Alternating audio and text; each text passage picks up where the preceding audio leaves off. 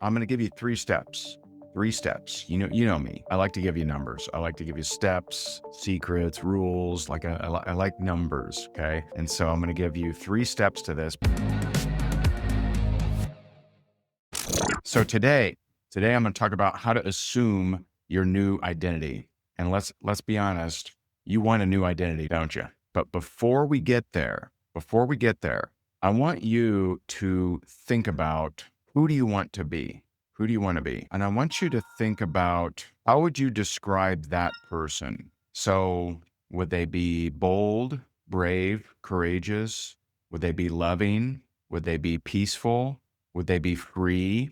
Would they be abundant? When we're off of here, maybe do this exercise in a bigger way and just write down, how would you describe in detail the person you want to be? So write them all down, because you're going to need those to get into the 3 steps I got for you.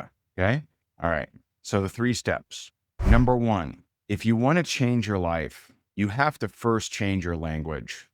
I'm telling you, if you want to change any area of your life, any area, you have to first stop describing it in its current nature. Stop describing it in what you're currently witnessing. You have to change the way you describe it. Now, a lot of people will say, well, Ray, I'm just telling it like it is. Well, that is a perfect recipe if you want to keep it like it is. So only tell it like it is if you want to keep it like it is. You have to resist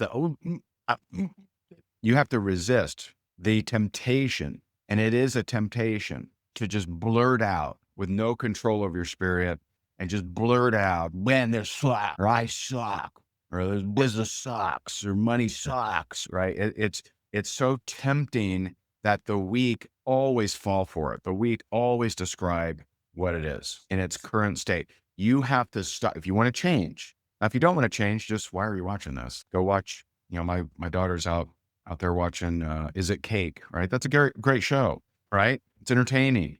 Go be entertained if you don't want to change your life. But if you want to change your life, you have to stop describing it. You have to stop describing it in its current reality, its current nature. I like what Dr. Joe says, Dr. Joe Dispenza. I spent a lot of time with Dr. Joe. He spoke at 2 of our events. He says, the way you think, act, and feel is your personality. And your personality creates your personal reality. Now, you think that there's this reality out there and you're just reacting to it. What you don't understand is you're actually contributing to it. So the first step is to change the way you describe whatever it is you want to change. Okay. Whatever you want to change. And by the way, that is biblical. You want to look it up, Proverbs 18:21 and Matthew 15:18. Check her out. Now that is, anytime we're breaking a habit, it's not that it's easy. I'm not saying that's easy, but I wouldn't describe it as hard. I wouldn't say it's so hard to change my language. Because see what you're doing? You're actually creating the hardness of changing. So I'm not saying it'll be easy, but I would never describe it as hard. See, some people hear this and be like, yeah, man, I know I got to do it, but man, that's hard. Well, then it's going to be hard for you. Has to be, because you're literally creating it with your words. You got to stop that. It's number 1. The first step. You ain't changing anything that you keep describing in its current reality. Never, it will never change. Guarantee you. Number 2. Now, this is a little deeper. It's a little deeper. You got to take captive your thoughts. Now, this is where, especially, I want you, for both exercises, changing your language and taking captive your thoughts. Okay. For both of these, I want you to refer to the list you made. So when you go to say something, or when you notice you're thinking something, ask yourself, would someone who is confident think or say that? Would someone who's bold think or say that? When someone who's successful, would they think or say that? Someone who's confident, someone who's free, some of your own words, someone who's brave, someone who's authentic, someone who's loving, someone who's kind, someone who is fearless. Would they think or say those things? Because if you're to assume your new identity, you got to get rid of the old. You got to let the old go. Now, I know your old identity would describe it that way because it's a habit for you. Would the person you want to become describe it that way? Would they think those thoughts? So this is about exchanging. Now, with thoughts, this is very important. Now, you can bridle your tongue. You can bridle your tongue with thoughts. It's not, you can't just, or stop thinking that, no, you have to replace. You got to replace. You got to exchange. If you're thinking the thought of, I can't afford that, to say, wait a minute, Would someone of abundance say that or think that? Someone that was successful think or say that? So you literally have to start chipping away at how you think and speak. I can't afford that. And at first, you're not going to believe it. That's okay. That's okay. At first, you're not going to believe it. But the more that you break that addiction of using negative language and negative thoughts, the easier it's going to come. And by the way, that's neuroscience. That is Hebb's law. Hebb's law is neurons that fire together wire together. And also neurons that no longer fire together no longer wire together. So what that means is as you think a thought, it creates these pathways.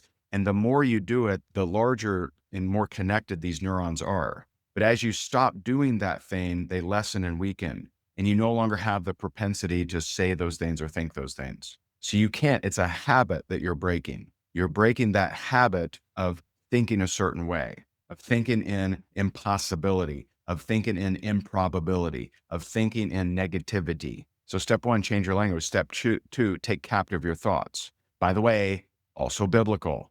My favorite one around that is 2 Corinthians 10, 4-5. You want to look that up. Number 3, you need to go toward the new versus fight the old. How many of you know, now it doesn't have to be you, but how many of you know people who've been in therapy for a decade haven't improved? How many people you know that have been working on a problem for longer than a decade, they're really the same person? And I remember when I went through it was very good for me at the time, but I went through something called the Landmark Forum. I don't know how many Landmarkians we have on here, but I went through the Landmark Forum back in 2000, I think 9. And they said a lot of things profound, but one of the things they said that was very profound is if you don't create a new future, your past will come racing back. If you don't have something you're aiming for, then you're just gonna slip back into analyzing who you used to be, analyzing your past, and not progressing anywhere. So you need to go toward the new versus fight the old. So what are you doing that's new? What's new? What's the new mission? What's the new purpose? What's the new assignment? Who are you helping? It's not enough to just say, okay, I feel much better. No, you got to go somewhere. You got to do something. You got to do something new, whether it's move, whether it's take a new job, whether it's start a new business, whether it's write a new book. You have to go and funnel your energy, because if you just recaptured your energy that you've been expending on trying to fix who you are, and you just bundled that up and just projected it towards something new, you'd be unstoppable. You'd be unbelievable. People would be like, who is that? They'd accuse you of being on performance enhancing drugs. They'd be like, what's going on? How'd they get in such great shape so fast? Maybe that's the new. Maybe the new is to get in great shape. I don't know. I don't know what the new is for you, but there needs to be a new. You can't just say, okay, I'm going to stop beating myself up now, but I'm going to keep everything else the exact same. I'm going to do the same routine. I'm going to have the same friends. I'm going to have the same job.